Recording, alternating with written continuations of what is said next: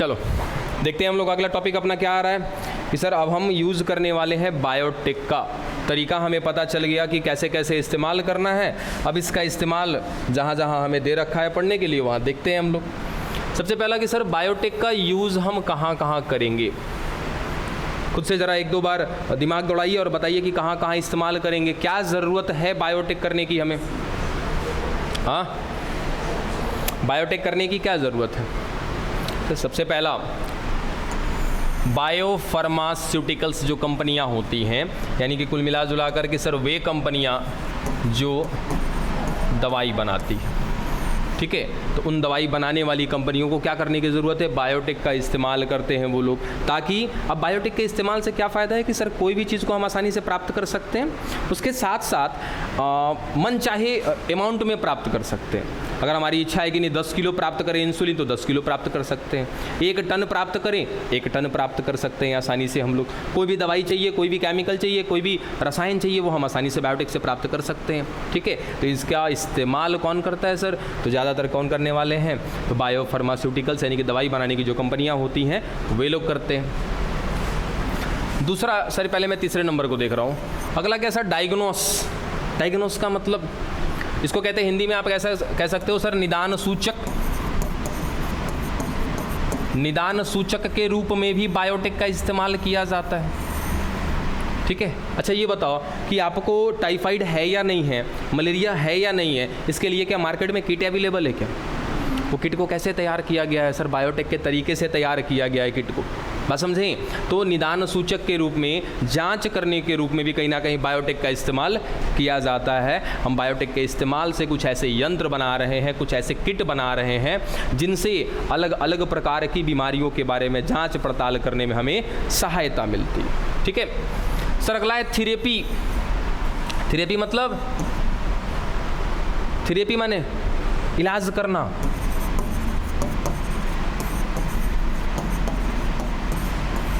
ठीक है, gene therapy याद है किसी को, जीन थेरेपी पढ़ाया हुआ है हमारा ये मॉलिक्यूलर बेसिस ऑफ इनहेरिटेंस में जाइएगा, वंशागति का आणविक आधार जो चैप्टर था वहाँ पे हमने पढ़ा था जीन थेरेपी। नहीं याद है किसी को, कोई बात नहीं, जाकर के बुक उलाट करके देख लीजिएगा, बहुत बड़ा सा टॉपिक नहीं है, सिंपल सा छोटा सा टॉपिक है। जीन थेरेपी का मतलब क्या है कि सर मेरे अंदर कोई जीन मिल रहा है, वो जीन काम कर रहा है, चलो बढ़िया है। सर वो जीन ने काम करना बंद कर दिया, गड़बड़ हो गया ना, अब क्या करेंगे सर, उस जीन को वहाँ से हटाएंगे, उस जीन की जगह पे ले जाकर के अच्छा वाला जीन डालेंगे जो वापस से काम करना शुरू कर दे। इसको क्या बोलते हैं, जीन थेरेपी बोलते हैं हम लोग। तो कहीं ना कहीं इसका इस्तेमाल हम लोग थेरेपी वगैरह लेने में भी कर सकते हैं। हो सकता है कि बायोटेक का इस्तेमाल करके सर ये डीएनए, और इस डीएनए में पाया जा रहा है बहुत सारा जीन, जिसमें से सर एक जीन ये रहा। अब करना क्या है सर, हमें इस जीन को यहाँ से कट करना है और कट करके साफा जीवन के लिए पूरा हटा देना है। ये भी किस तरीके से करेंगे, बायोटेक के तरीके से करेंगे। सर मुझे यहाँ पर ना कोई जीन ला करके जोड़ना है यहाँ पे, वो भी किससे करेंगे, बायोटेक से करेंगे। तो कहीं ना कहीं हम थेरेपी के अंतर्गत दो चीज़ें करते हैं सर, या तो जीन को हटाते हैं या तो जीन को जोड़ते हैं, आवश्यकता अनुसार काम करते हैं। अगला टॉपिक सर जीएमओ। जीएमओ बहुत ही बड़ा टॉपिक है, अगला चैप्टर पूरा का पूरा इसी पे टिका हुआ है। इसको कहते हैं आनुवांशिक रूपांतरित जीव, जेनेटिकली मॉडिफाइड ऑर्गेनिज्म, ठीक है, आनुवांशिक रूपांतरित जीव। अब इस वर्ड को समझाएंगे हम कुछ देर के बाद, फिलहाल आगे चलते हैं क्या, बायो रेमेडिएशन। ये बायो रेमेडिएशन क्या है, किसी को इसका मतलब समझ में आ रहा है क्या, बायो रेमेडिएशन। देखो बायो रेमेडिएशन का मतलब क्या होता है ना कि सर जीवों के द्वारा, ठीक है, या फिर हम ऐसा कहें कि सर हमारे आसपास ना प्रदूषण बहुत ज़्यादा है। सिंपली यहाँ समझते हैं हम लोग, देखिए सर प्रदूषण बहुत ज़्यादा है हमारे आसपास, तब अब क्या करें, प्रदूषण फैला भी तो हम ही रहे ना, तब अब क्या कर सकते हैं हम लोग, क्या बायोटेक की मदद से हम लोग इस प्रदूषण को कम कर सकते हैं क्या। हाँ कहने से पहले सोच लेना, क्योंकि अगला सवाल तुरंत गिरेगा कैसे। ये ओवरव्यू चल रहा है, ओवरव्यू आप भी पढ़ करके आए होते तो पता चलता कि नहीं कहाँ कहाँ इस्तेमाल कर सकते हैं हम लोग। ओवरव्यू आपने देखा ही नहीं होगा इसका। ओवरव्यू का मतलब क्या होता है सर, फ्रंट वाले पेज को पढ़ेंगे तो सब कुछ नहीं मिल जाएगा। फ्रंट पेज को तो पढ़ना होता है, फ्रंट पेज पे आपको ये पता चल जाता है कि इस चैप्टर में पढ़ने क्या वाले हैं। उसके साथ साथ वो टॉपिक की जानकारी फ्रंट पेज पे मिल जाती है। उस फ्रंट पेज पे अगर 4 को टॉपिक दिया है, चारों टॉपिक में घुसो, चारों टॉपिक का 10-10 लाइन पढ़ जाओ, 5-5 लाइन पढ़ जाओ, आइडिया मिल जाएगा कि हम क्या करने वाले हैं। बाकी कैसे करेंगे उसके लिए हम है ना। चल अब ये प्रदूषण क्या हम बायोटेक की मदद से ख़त्म कर सकते हैं? कर सकते हैं। देखो सर हम क्या करेंगे, कुछ ऐसे जीवाणु बनाएंगे, कुछ ऐसे बैक्टीरिया तैयार करेंगे। सर तैयार करेंगे इन द सेंस क्या हम बैक्टीरिया को पैदा करेंगे? नहीं, बैक्टीरिया पहले से होगा। उस बैक्टीरिया के अंदर हम अपना मनचाहा जीन डालेंगे, ठीक है। और वो मनचाहा जीन जा करके क्या बनाएगा सर? मेरा मनचाहा उत्पाद बनाएगा इस बैक्टीरिया के अंदर, और वो बैक्टीरिया के अंदर बना हुआ उत्पाद सर इस प्रदूषण को कम करेगा। कैसे करेगा? एक एक कॉन्सेप्ट पढ़ेंगे, जब एप्लीकेशन देखेंगे इसका, इस चैप्टर में वही तो करना है ना कि सर कैसे कैसे कहाँ कहाँ इस्तेमाल करेंगे वो चीज़ें देखेंगे। फिलहाल कि सर जीवाणु के द्वारा प्रदूषण को कम करना, जंतु के द्वारा प्रदूषण को कम करना, पादप के द्वारा प्रदूषण को कम करना, कवक के द्वारा प्रदूषण को कम करना, और इन सब को तैयार करेंगे हम बायोटेक से, ठीक है। सिंपल सा एक एग्जांपल बताते हैं आपको, जैसे कि सर हम कुछ ऐसे बैक्टीरिया तैयार करते हैं। अच्छा ये तेल कहाँ से निकलता है? तेल समुद्र के नीचे भी होता है तेल, पता है ना कि सर समुद्र के नीचे से क्या निकाला जाता है? तेल निकाला जाता है, ठीक है। क्यों होता है ऐसा? क्योंकि सर समुद्र के नीचे कहीं ना कहीं बहुत सारे दबे हुए मलबे हैं, वो वहाँ से कहीं ना कहीं क्या बोलते हैं, कच्चा तेल होता है वो, ठीक है। तो कच्चा तेल को बाहर निकालते हैं। अब उनमें से कहीं ना कहीं रासायनिक रूप से जिस रसायन की मात्रा ज़्यादा होती है उससे कहीं ना कहीं अलग अलग चीज़ें बनवाते हैं। पेट्रोल बनाया, डीजल बनाया, पेट्रोलियम में बहुत सारी चीज़ें बनाई जाती है, यानी कि वैसलीन वगैरह तक भी वहीं से बनाया जाता है, ठीक है। तो जितना ज़्यादा मात्रा उतनी ज़्यादा सर बेस्ट होगा वो। तो वो जब समुद्र के नीचे से निकाल रहे होते हैं ना, कच्चा तेल होता है वो, जब उसको निकाल रहे होते हैं पेट्रोलियम, उसकी कुछ मात्रा उस पानी में रह जाती है निकालने के क्रम में। सोचो कि पानी के नीचे तेल है, उसको निकालने में क्या लगता है कि थोड़ा बहुत वो तेल का रिसाव हो जाएगा उस समुद्र के पानी में, हो जाएगा ना। अब क्या वो पानी प्रदूषित हो रहा है क्या? सर हो रहा है। उस पानी में मिलने वाले जो जलीय जीव होंगे क्या वो प्रभावित होंगे उस तेल से? 110% प्रभावित होने वाले। अब क्या करें? अब कैसे सही करें? क्या वो एक प्रकार का प्रदूषण है? सर है। अब कोई एक आदमी भी नहीं रख सकते जो पानी में से तेल को छान ले, संभव ही नहीं है। कितना छानेगा भाई पानी में से तेल? संभव तो नहीं है। तब सर हमने कुछ ऐसे बैक्टीरिया बनाए हैं, और बनाने के बाद इस बैक्टीरिया को उस समुद्र के में ले जा करके डाल देंगे, और सर इस समुद्र में क्या मिल रहा है? तेल मिल रहा है। इस बैक्टीरिया की मैं बात करूंगा, बैक्टीरिया के अंदर डाला हमने स्पेशल टाइप का जीन, वो स्पेशल टाइप का जीन बनाएगा एक ऐसा एंजाइम जो उस पानी में मिल रहे तेल का पाचन कर देगा, समझे। अब सर ये बैक्टीरिया क्या करेगा? दे दनादन उस पानी में से तेल का पाचन करना शुरू कर देगा। हो गया ना हमारा काम, ठीक है। तो इन सबको क्या कहते हैं सर? जीएमओ बोलते हैं। इन्हीं को क्या बोलते हैं? जीएमओ।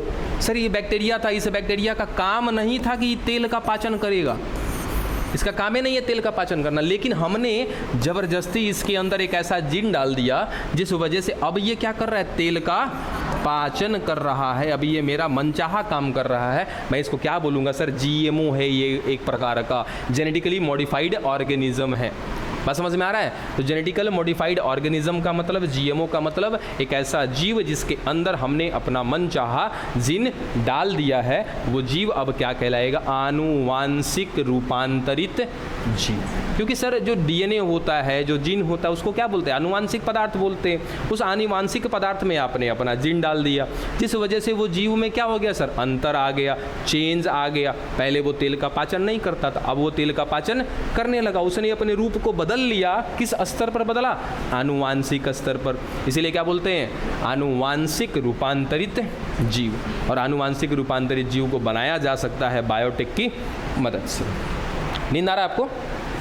पक्का ना?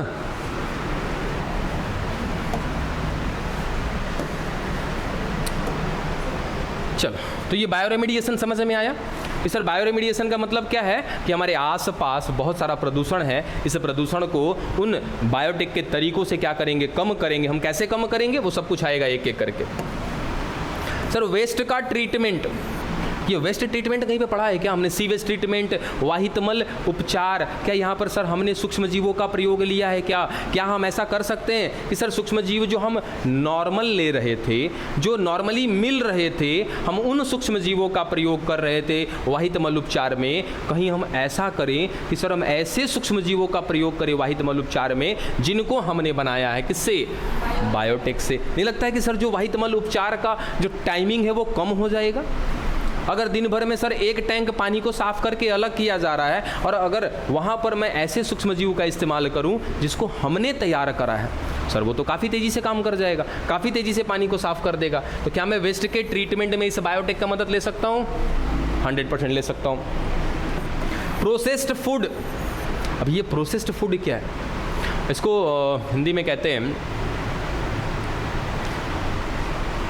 याद नहीं आ रहा है इसका हिंदी नाम, ठीक है, इसका मतलब आपको समझा देते हैं। जैसे क्या होता है कि सर हम कोई भी भोजन ना कुछ समय तक संचित रखते हैं अपने पास। जैसे आपके घर में रखा हुआ साग सब्जी, ऐसा नहीं है कि आप आज पापा 200 रुपये का एक झोरा सब्जी लाए तो सब आज बना के निपटा देना है, ऐसा नहीं करते सर। हम रखते हैं, जितनी ज़रूरत होती है उतना बनाते हैं, बाकी को बचा करके रख देते हैं, मतलब कि सर उनको स्टोर रखना। तो हम क्या करेंगे कि बायोटेक की मदद से कुछ ऐसे पादप बनाएंगे, कुछ ऐसे फसल बनाएंगे, कुछ ऐसे क्रॉप्स बनाएंगे, कुछ ऐसी खाद्य पदार्थ बनाएंगे, फूड मटेरियल बनाएंगे जिसको हम लंबे समय तक सुरक्षित रख सकते हैं। बात समझे? क्या कर सकते हैं? लंबे समय तक सुरक्षित रख सकते हैं ऐसे भोजन को, ऐसे खाद्य पदार्थ को क्या बोलते हैं? Processed food. इसका हिंदी नाम अभी ध्यान में नहीं है। और ये 8वां बिंदु जो है सर एनर्जी प्रोडक्शन, ये जुड़ा हुआ है किससे? आपके वेस्ट ट्रीटमेंट से। क्या वाहितमल उपचार के दौरान ऊर्जा का निर्माण हो रहा था क्या? कहते CH4 बन रहा था। तो क्या है सर CH4? एक प्रकार का गैस है, मीथेन है, ज्वलनशील गैस है। क्या वो ऊर्जा का रूप है कि नहीं? सर बना लेंगे ऊर्जा, ठीक है। तो ये बहुत कुछ हम कर सकते हैं बायोटेक में। ये तो जस्ट एक ओवरव्यू था कि हम बायोटेक का इस्तेमाल कहाँ कहाँ पर करेंगे। बस लास्ट में बात ये ध्यान रखना होता है कि जो भी काम हम कर रहे हैं वो होना चाहिए कहीं ना कहीं मानव कल्याण में। बात समझे? मानव के हित में होना चाहिए। अगर मानव के हित में नहीं है, मानव के खिलाफ है, वो चीज़ रोक दी जाएगी, बैन कर दी जाएगी, ठीक है। चलो अगला कि सर सबसे पहले हम अगर पढ़ने चल रहे हैं तो क्या पढ़ने चल रहे हैं? Farming on the basis of biotech, यानी कि कृषि पर आधारित या जैव प्रौद्योगिकी पर आधारित कृषि, ठीक है। अब जैव प्रौद्योगिकी पर आधारित कृषि में जानने से पहले या उसको देखने से पहले हम सिंपल सा कहें कि सर कृषि समझते हो, खेती समझते हो सभी लोग। तो बढ़ती हुई जनसंख्या के साथ साथ हमें खेती को बढ़ावा देना है, ये बात शुरू से पढ़ते आ रहे हैं, लेकिन ऐसा करता कोई है नहीं, ठीक है।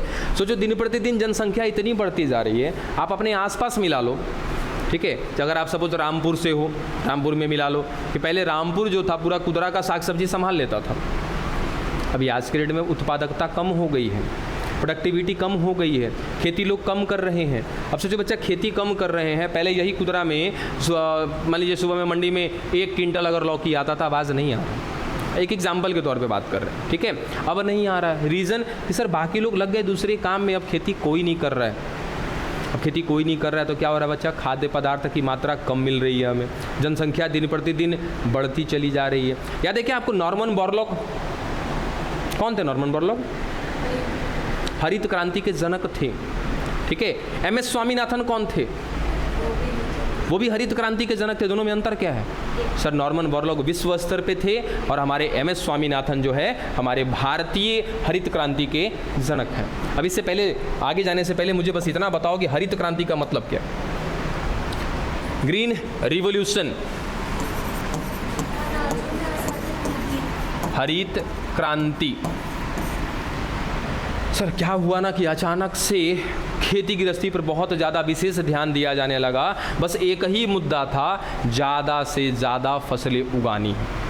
अब चाहे उसके लिए कोई भी तरीका इस्तेमाल में लिया जाए, जब ज़्यादा से ज़्यादा खेती लोग करने लगे तो इसका अगुवाई कौन किया था, शुरुआत किसने किया था? नॉर्मन बोरलॉग ने किया था। हमारे भारत में किसने इस बात को समझा, किसने शुरुआत किया? MS स्वामीनाथन ने। ठीक है, चलो आगे। अब हुआ क्या कि सर हरित क्रांति आ गई। हरित क्रांति का मतलब क्या है कि ज़्यादा से ज़्यादा फसलें उगाना, ज़्यादा से ज़्यादा खेती करना। ठीक है, अब चाहे उसके लिए कितनों केमिकल डालना पड़े। बस समझिए, हरित क्रांति बहुत अच्छा था। जब हरित क्रांति आया, जब लोग खेती गृहस्थी पर ध्यान देने लगे, सर उत्पादकता बढ़ गई। जाहिर सी बात है, सबको समझाया गया, सब लोग खेती करिए, खेती करिए, खेती करिए। ठीक है, चलो भाई, सब लोग खेती करने लगे, उत्पादकता बढ़ने लगी। लेकिन उसमें एक प्रॉब्लम आ गया। प्रॉब्लम ये आया कि उत्पादकता तो बढ़ी, किसानी तो बढ़ी, कृषि तो बढ़ी, खाद्य पदार्थ तो बढ़े, लेकिन उस खाद्य पदार्थ की मात्रा को उगाने के लिए किसका इस्तेमाल किया जाने लगा बच्चा? देखिए, केमिकल का इस्तेमाल करने लगा। ठीक है, यानी कि रसायन पर आधारित कृषि लोग करने लगे। हरित क्रांति बहुत अच्छी थी। उसमें फ़ायदा क्या था सर? जनसंख्या के हिसाब से, जनसंख्या को देखते हुए खाद्य पदार्थों में बढ़ोतरी कर दी गई, ज़्यादा से ज़्यादा फसलें उगाए जाने लगे, ज़्यादा से ज़्यादा केमिकल का इस्तेमाल किया जाने लगा। एक तो प्रॉब्लम है इसमें। हरित क्रांति बिल्कुल सही है, लेकिन वो हरित क्रांति क्या है? रसायन पर आधारित कृषि है, इससे कोई फ़ायदा हमें नहीं हो रहा। ठीक है, दूसरा क्या किया सर कि चलो ठीक है, बहुत ज़्यादा रसायन का इस्तेमाल किया जाने लगा। यहाँ पर रसायन आधारित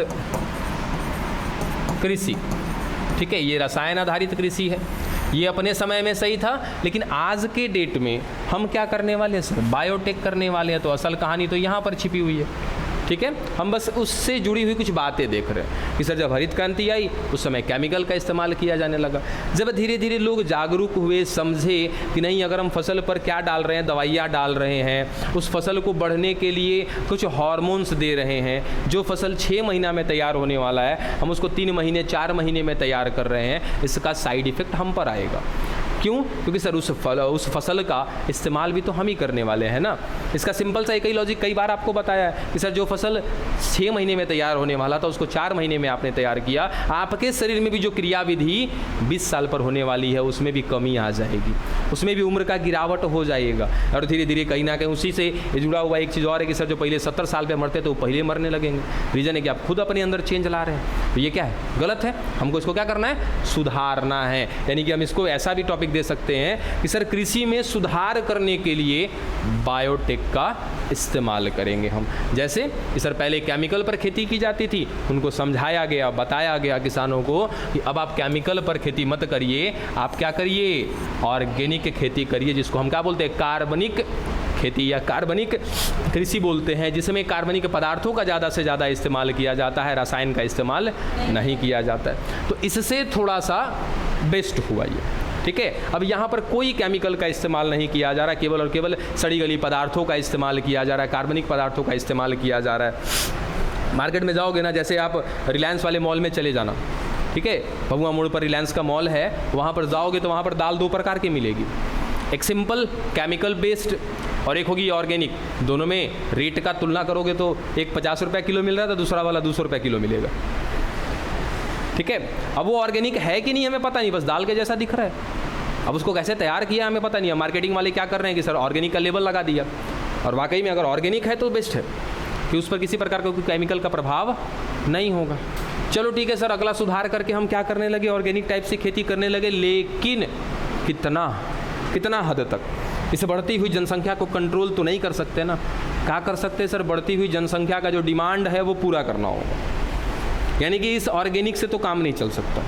ऑर्गेनिक सही है ज़रूर, लेकिन ऑर्गेनिक से हमारी भरपाई नहीं की जा सकती। बैठ के खाने वाले बैठे हैं 10 लोग, एगो तवा लगा है, हर 1 मिनट पे एगो रोटी उतर रहा है, कैसे काम चलेगा?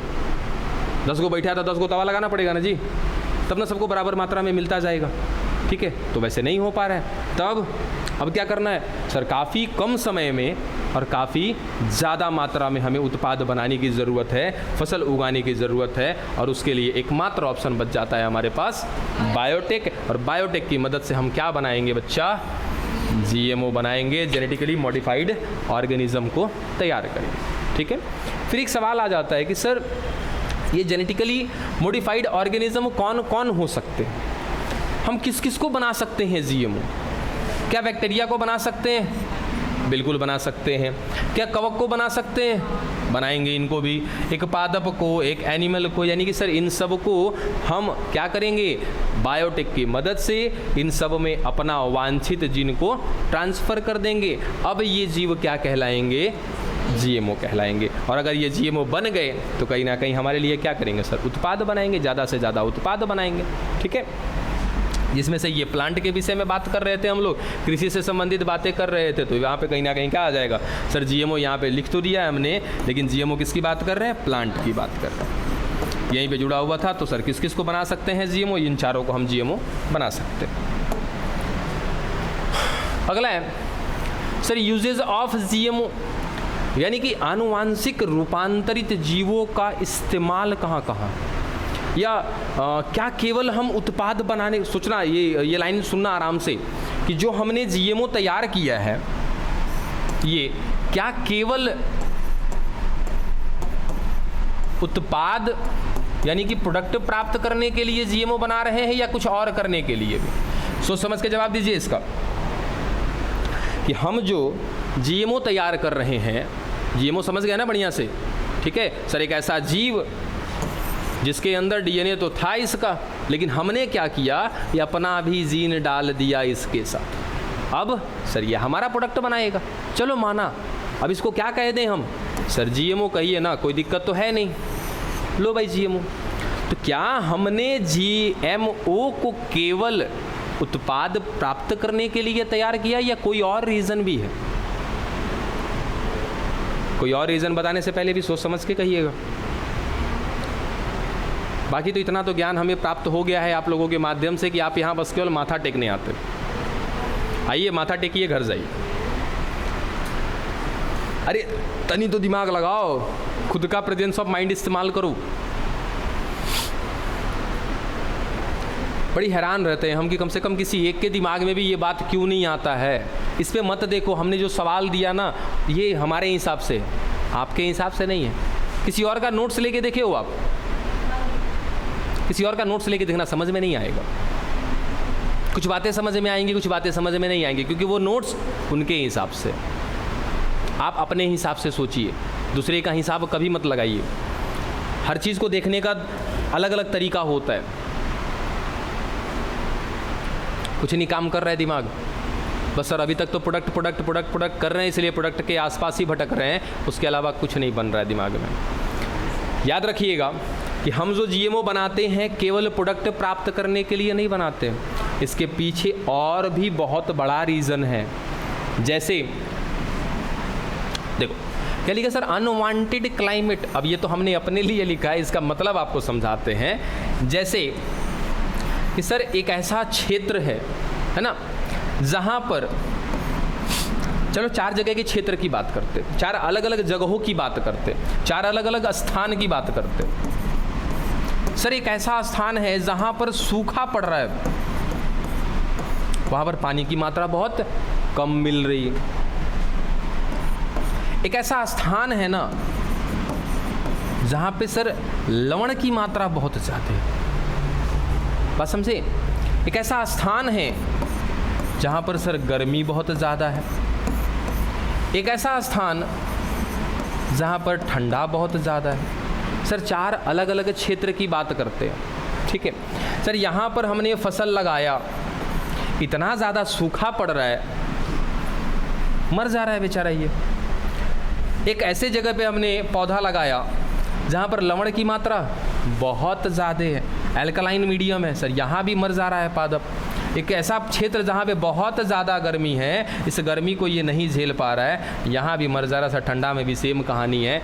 क्या हम इस पादप के अंदर एक ऐसा जीन डाल सकते हैं? अब जीन डालेंगे तो क्या करेगा सर? जीन अंदर अंदर उत्पाद बनाएगा सर। वो उत्पाद इस पौधे को कुछ ऐसा लक्षण ला करके दे दे कि इस पौधे के अंदर एक क्षमता आ जाए, ये सूखे क्षेत्र में भी अपने आप को जिंदा रख सके, कम पानी मिले तब भी जिंदा रख सके अपने आप को। बात पल्ले पड़ी? अच्छा सोचो कि हमारे यहाँ धान की खेती होती है ना, ठीक है, बात नहीं, धान की खेती होती है, डन सर। धान की खेती में पानी की मात्रा बहुत कम ज़रूरत पड़ती है हमें सर, बहुत ज़्यादा ज़रूरत है। धान की खेती में क्या करना पड़ेगा, बहुत ज़्यादा पानी की ज़रूरत है। बदलते मौसम के साथ, बदलते हुए हमारे वातावरण के साथ अगर 10 साल बाद की तुलना करोगे तो मुझे नहीं लगता है कि इतना समय से बरसात होगी कि आदमी धान की खेती कर पाएगा। अब क्या करें सर, धान का पौधा है तो उसको पानी तो चाहिए ही चाहिए, लेकिन हम अगर ऐसा सोच सकते हैं तो कर भी सकते हैं, क्योंकि तरीका है हमारे पास। हम ऐसा दिमाग में आ रहा है कि सर हम क्यों ना ऐसा धान का पौधा तैयार कर दें जिसको पानी की बहुत कम आवश्यकता हो। क्या आपने उत्पाद बनवाया क्या उससे? नहीं सर, अभी तक तो हम यही सोच रहे थे कि बायोटेक का इस्तेमाल करके हम उत्पाद बनवाएंगे, लेकिन हमने क्या किया सर कि उसकी वातावरणीय परिस्थितियां जो थी उसमें रहने के लायक बनवाया हमने उसको। वो वातावरणीय परिस्थिति उसके लिए सही नहीं थी, तो हमने क्या करा उसके साथ कि सर ऐसे कुछ परिवर्तन किए, उसको ऐसा जीन हमने दे दिया, उसको ऐसा मॉडिफाइड किया, उसको जीएमओ बना दिया। अब वो जीएमओ अपने उस वातावरण में रह सकता है। बात समझ में आया? यही कहानी इन तीनों पर भी लागू कर दोगे ना कि सर लवण बहुत ज़्यादा है, उस लवणीय माध्यम में वो पौधा नहीं रह पा रहा था, मर जा रहा था। या अगर सर लग भी रहे थे फसल, यहाँ पर सर फसल लगाया हमने और यहाँ पर फसल की संख्या शुरुआत में सर 1 लाख है, लेकिन लवणता इतनी ज़्यादा है कि जब उत्पाद देने की बारी आई इसकी, जब इस फसल को काटने की बारी आई, मान लो 4 महीने में कोई फसल तैयार हो जा रहा है नॉर्मली, सर चौथा महीना क्या तीसरा दूसरा महीना जाते जाते इसकी संख्या घट के सर 1000 हो गई। अब बताओ तो बाबू कितना उत्पाद मिलेगा इससे? सर ये नहीं रह पा रहा है इस लवणीय वातावरण में, नहीं जिंदा रख पा रहा है अपने आप को। हम क्या करेंगे, इसके साथ कुछ चेंज लेकर के आएंगे, इसको ऐसा जीन दे देंगे कि वो जीन के द्वारा बनाया गया उत्पाद इसको लवणीय क्षेत्र में रहने में सुदृढ़ता देगा, अंदर से लड़ने में ताकत देगा। वैसे ही सर गर्मी और ठंडा के लिए भी बात करेंगे। खत्म हो गया? चल, तो पहला बात समझ में आया क्या कि सर यूजेज ऑफ जीएमओ का इस्तेमाल केवल ये नहीं है कि हमें उत्पाद प्राप्त करना है। सर जीएमओ का मतलब क्या है कि वो ऐसा जीव तैयार करना जो उत्पाद तो दे रहा है, ठीक है, उत्पाद के साथ साथ उसकी विषम परिस्थितियों में लड़ने की क्षमता दे देना, ये भी क्या है सर बायोटेक का ही एक लक्ष्य है। बात समझे? बायोटेक का लक्ष्य केवल ये नहीं है कि हमें उत्पाद प्राप्त करना है, उसका एक लक्ष्य ये भी है कि क्या करना है कि ऐसी वातावरणीय परिस्थितियां जिसमें जीव अपने आप को अच्छे तरीके से अनुकूलित नहीं कर पा रहे हैं, तो उनके अंदर ऐसा जीन डाल दो कि वो अपने आप को अनुकूलित करने लगे। बात समझे? चलो, दूसरा कि सर पेस्ट रेसिस्टेंट प्लांट बनाना। अभी पेस्ट रेसिस्टेंट प्लांट का मतलब क्या होता है?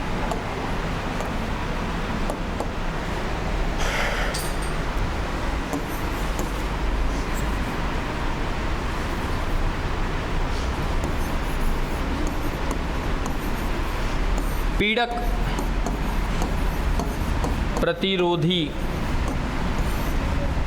पादप।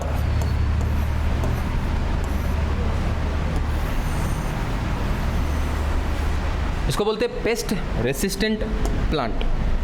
अब इसका मतलब तनिक निकालो सर, ये भी एक प्रकार का जीएमओ होगा, क्योंकि हमने क्या किया होगा सर, एक ऐसा पादप बनाया है। अब नाम से बात करेंगे फिलहाल कि सर हमने एक ऐसा पादप बनाया जिसके अंदर अपना जीन डाल दिया, क्या कहलाएगा वो? जीएमओ कहलाएगा। सिंपल है। लेकिन हमने सर एक जो जीएमओ तैयार किया है ना, उसको हम कह रहे सर ये पेस्ट रेसिस्टेंट प्लांट है, पीड़क प्रतिरोधी प्लांट है। ठीक है, चलो अब तनिक इस नाम का मतलब निकाल लेते हैं हम लोग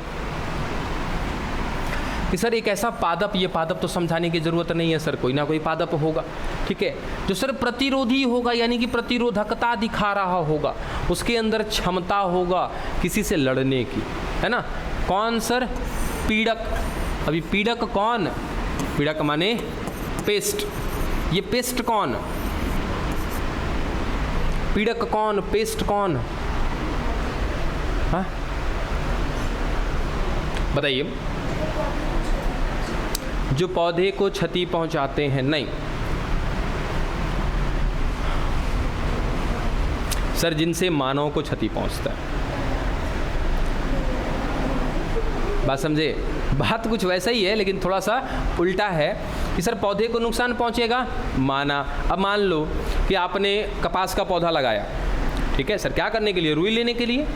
उस पर लग गया सर कोई कीट, कोई बैक्टीरिया, कोई वायरस, उस पौधे का नुकसान तो हुआ, ठीक है। क्या आपको भी नुकसान हुआ? सिंपल सा। तो पीड़क का मतलब कि जो मनुष्य को नुकसान पहुंचाए सर उसको कहते हैं पीड़क। यानी कि हमारे पास कुछ ऐसे पौधे हैं जिनसे हमें सर नुकसान हो रहा है, हम अलग अलग प्रकार का नुकसान हो रहा है। किसी पौधे पे सर कीड़ा लग जा रहा है, किसी पौधे पे वायरस लग रहा है, किसी पौधे में गांठ बन रहा है। याद है गांठ वाली भी कहानी पढ़ाई थी। तो सर उससे कहीं ना कहीं हमारी भी क्षति है। तो क्या करना है, हमें उन सब चीज़ों को सुधार करना है, वो भी देखेंगे हम लोग। तो वो भी बनाएंगे हम लोग पीड़क प्रतिरोधी के रूप में। ठीक है, अगला क्या कि सर मिनरल्स, इसका मतलब क्या हुआ? देखिए समझिए कि सर एक ऐसा पादप तैयार करेंगे हम लोग, ये कहानी भी आपने पढ़ा हुआ है। राइजोबियम किन किन को याद है? या राइजोम कौन थे सर? एक ऐसे बैक्टीरिया थे जिनको नाइट्रोबैक्टर भी बोलते हैं हम लोग, है ना। नाइट्रोजन का स्थिरीकरण करते हैं। जो लेग्यूम पादप होते हैं ना, उन लेग्यूम पादपों को सर बहुत ज़्यादा नाइट्रोजन की आवश्यकता होती है। हालांकि सारे के सारे पौधे को होता है, पहले भी आपको बताया है कि लगभग ये जो आपका 78% नाइट्रोजन मिल रहा है। देखो अपने ये दुनिया में या अपने संसार में सब कुछ बहुत सोच समझ के तैयार किया गया। ठीक है, ऑक्सीजन का लेवल कम है, कार्बन डाइऑक्साइड का लेवल कम है, नाइट्रोजन का लेवल ज़्यादा है, सूर्य की किरणें हैं, हवा है, पानी है, सर सब कुछ सोच समझ के बनाया गया जिनकी आपकी ज़रूरत है। तो कभी इस पर दिमाग जाता ही नहीं था हमारा। ठीक है, कि आखिर ये 78% काहे है कि सर पौधे को चाहिए नाइट्रोजन। ठीक है, अब सर पौधे डायरेक्टली नाइट्रोजन नहीं ले सकता है।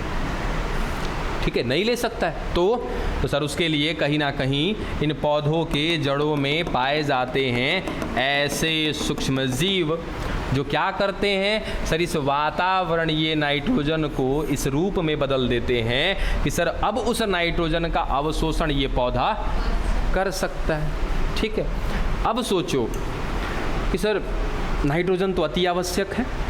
अति बोलते हैं, इसका मतलब क्या होता है सर? उसके बिना काम संभव नहीं है, तभी तो बोल दिया अति आवश्यक है। बहुत ज़्यादा इसेंशियल कंपोनेंट है, ये इसेंशियल तत्व है। अब सर ये तो मिल रहे हैं ना, मिट्टी में तो पाए जाएंगे सूक्ष्म जीव, जाहिर सी बात है। लेकिन उस क्षेत्र का क्या, जिस क्षेत्र में सर एक पौधा मिल रहा है, उसकी जड़ें मिल रही हैं, इसको बहुत ज़्यादा नाइट्रोजन की ज़रूरत है। वातावरण में सर बहुत ज़्यादा नाइट्रोजन भरा पड़ा है, लेकिन क्या ये ले सकता है? नहीं ले सकता है। सर ये किसी पर आधारित था। किस पर आधारित था सर? नाइट्रोबैक्टर पर, ऐसे सूक्ष्म जीवों पर आधारित था जो वातावरणीय नाइट्रोजन को कहीं ना कहीं अमोनिया में और अमोनियम में बदल देते हैं। अब उसको कहीं ना कहीं ये पौधा अवशोषित कर लेता है, अंदर ले लेता है। सर यहाँ पर वो नाइट्रोबैक्टर मिल रहे हैं तो चलो कहानी ठीक है। जिस पौधे के जड़ों में नाइट्रोबैक्टर नहीं है वो कैसे जीवित रहेंगे भाई? कुल मिला जुला करके हम ऐसा कहें कि सर ये पौधा जो है नाइट्रोबैक्टर पर आधारित है। अगर नाइट्रोबैक्टर नहीं रहेंगे तो इसका जीवन समाप्त हो जाएगा। ठीक है, और क्या ये नाइट्रोजन एक प्रकार का मिनरल है? बिल्कुल है सर। ठीक है, खनिज है एक प्रकार का। नाइट्रोजन क्या है? खनिज है। पौधे को सर खनिज की ज़रूरत है, लेकिन पौधा उस खनिज को डायरेक्टली नहीं ले सकता है, वो किसी के सहारे लेता है। वो सहारा कौन देता है सर? सूक्ष्म जीव। हमको क्या करना है ना, इससे टेंशन है कि जहाँ मिट्टी में नाइट्रोबैक्टर है वहाँ तो पौधे ठीक ठाक होंगे, जहाँ मिट्टी में नाइट्रोबैक्टर नहीं है, सूक्ष्म जीव नहीं है, वहाँ पौधा कैसे लेगा सर?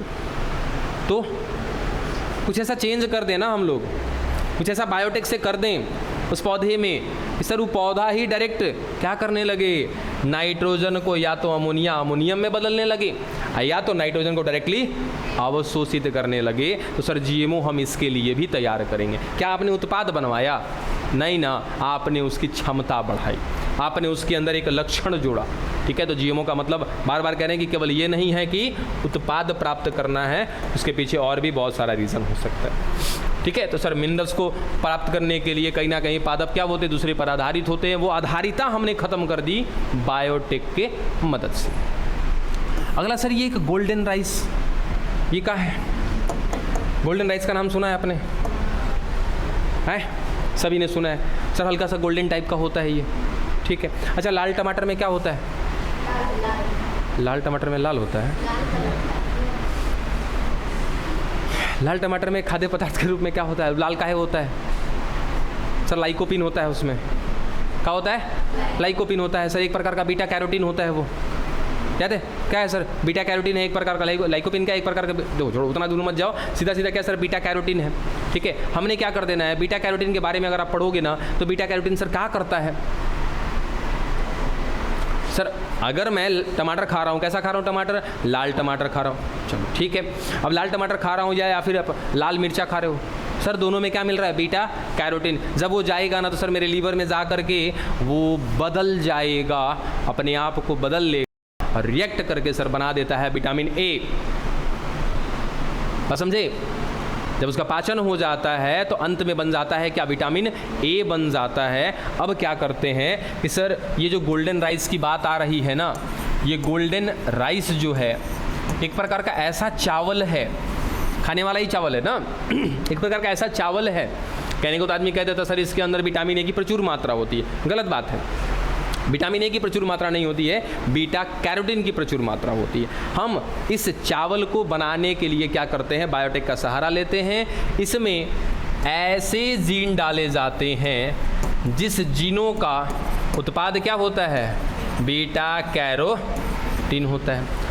सर अब वो जीन कहाँ मिल रहा है? उस चावल में मिल रहा है, चावल की एक एक कोशिका में मिल रहा है। सर चावल की एक एक कोशिका में क्या मिल रहा है? वो जीन जो क्या बनाएगा? बीटा कैरोटीन बनाएगा।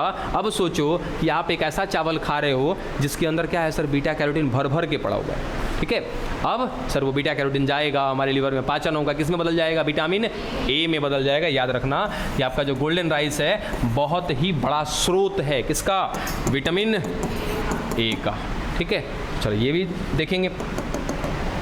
चलो ये तो बातें हो गई यहाँ पे डन, यहाँ तक की बात समझ में आ रही है। एक एग्जांपल और लेते हैं हम लोग। रुक जाओ, फ्लेवर सेवर टमाटर के बारे में बोले थे ना?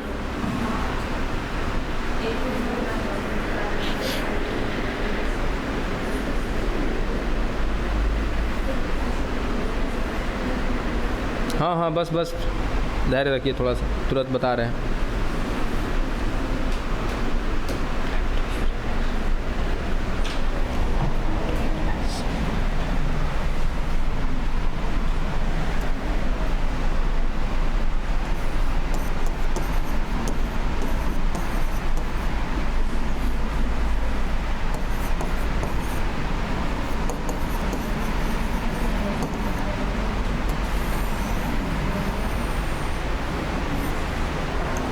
चलिए, अब फ्लेवर सेवर टमाटर का मतलब क्या है सर? ये भी एक प्रकार का जीएमओ है।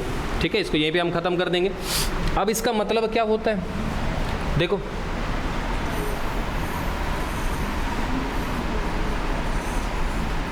सर, ये एक टमाटर,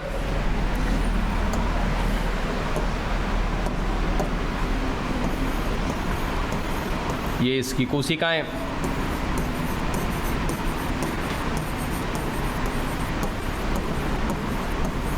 ठीक है।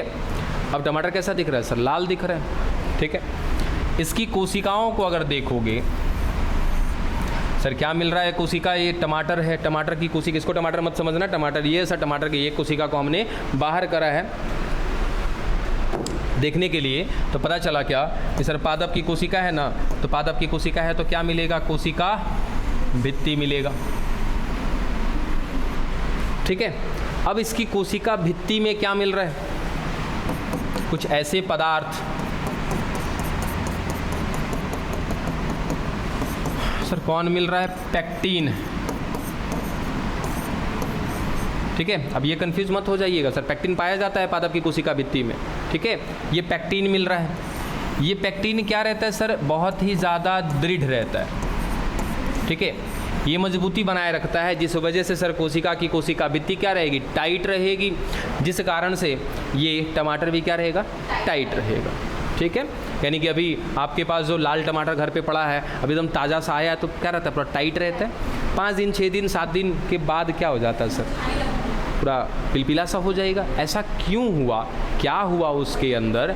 ठीक है, तो सुनना ध्यान से कि सर जब मैं इसको अपने इस नॉर्मल से वातावरण में छोड़ देता हूँ, तो नॉर्मल से वातावरण में छोड़ने के कारण इसके अंदर, इस टमाटर की कोशिकाओं में उपस्थित जो इसके डीएनए हैं, उसमें सर एक एंजाइम बनना शुरू हो जाता है। उस एंजाइम का नाम है